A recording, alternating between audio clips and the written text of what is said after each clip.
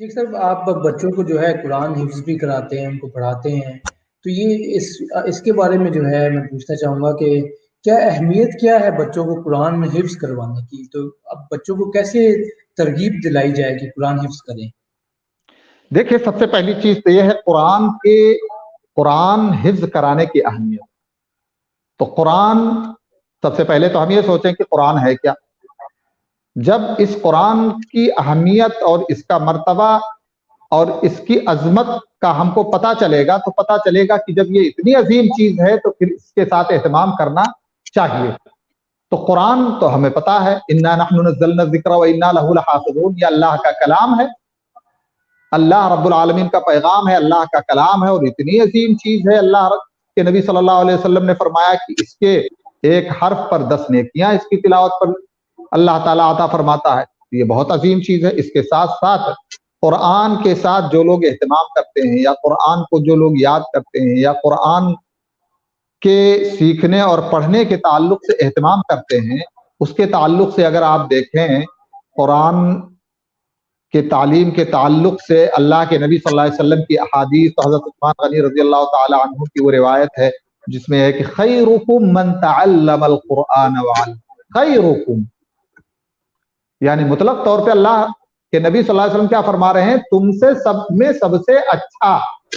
تو اب جو قرآن پڑھتا ہے اور جو قرآن پڑھاتا ہے وہ لوگوں میں سب سے اچھا ہے. تو اب ظاہر سی بات ہے، اس دنیا میں کون نہیں چاہتا کہ اچھے لوگوں میں شامل ہو. تو اچھے لوگوں میں شامل ہونے کے لیے پھر ہمیں قرآن بھی پڑھنا چاہیے اور قرآن پڑھانا بھی چاہیے. اسی طرح سے اگر صحبت کی آپ دیکھیں، بات کریں، تو آپ دیکھیے اللہ کے نبی صلی اللہ علیہ وسلم فرمائے الماہر بالقرآن مع السفرۃ الکرام البررہ، کہ جو قرآن کے اندر قرآن کا جو ماہر ہو وہ نیک اچھے فرشتوں کے ساتھ میں ہوگا.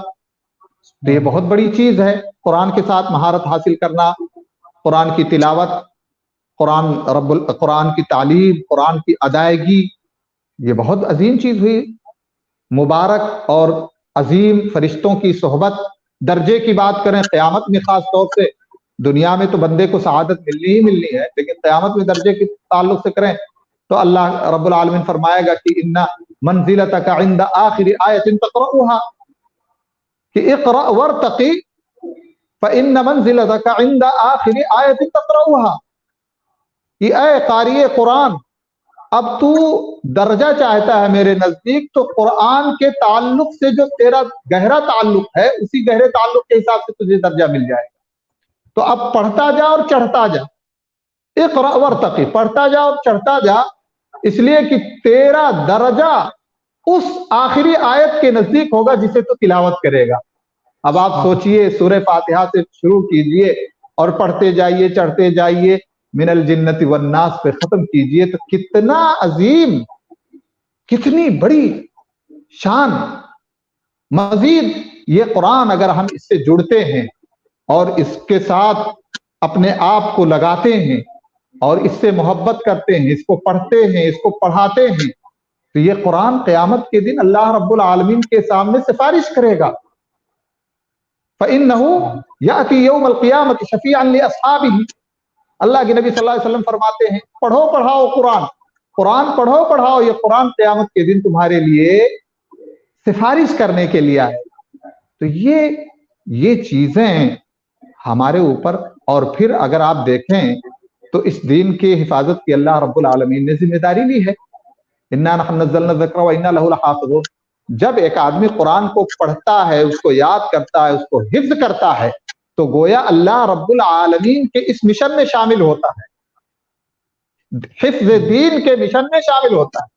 اب آج آپ دیکھ لیجئے اگر جتنے بھی اس دنیا کے اندر ادیان پائے جاتے ہیں، سارے ادیان کی بات آپ کر لیجئے اور سارے ادیان کی مقدس کتابوں کو اکٹھا کر کے ان کو دریا برد کر دیجئے، ان کو ختم کر دیجئے، جلا دیجئے، اور اس کے بعد سب سے کہیے کہ بھائی اپنا دین لے کے آؤ، اپنے دین کی مقدس کتاب لے کے آؤ، تو سوائے دین اسلام کے اور کوئی دین ثابت نہیں ہو سکتا ہے. کیوں؟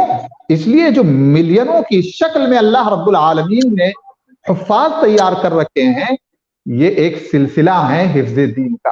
تو اس لیے اتنی عظیم چیز اور اتنا عظیم مرتبہ، اس کے لیے ہر مسلمان، ہر خاص و عام مسلمان کو اس کتاب کے ساتھ جڑنا چاہیے اور لوگوں کو جوڑنا چاہیے، اور جڑنے اور جوڑنے میں جو بھی اسباب اور وسائل درکار ہیں، جس کے ذریعے بھی جو بھی وسیلہ میسر ہو سکتا ہے وہ وسیلہ اسے فراہم کرنا چاہیے، تاکہ ہم قرآن کے ماحول میں جئیں، اٹھیں، بیٹھیں، چلیں پھریں، قرآن کی ہم ایک چلتی ہوئی تصویر بنیں۔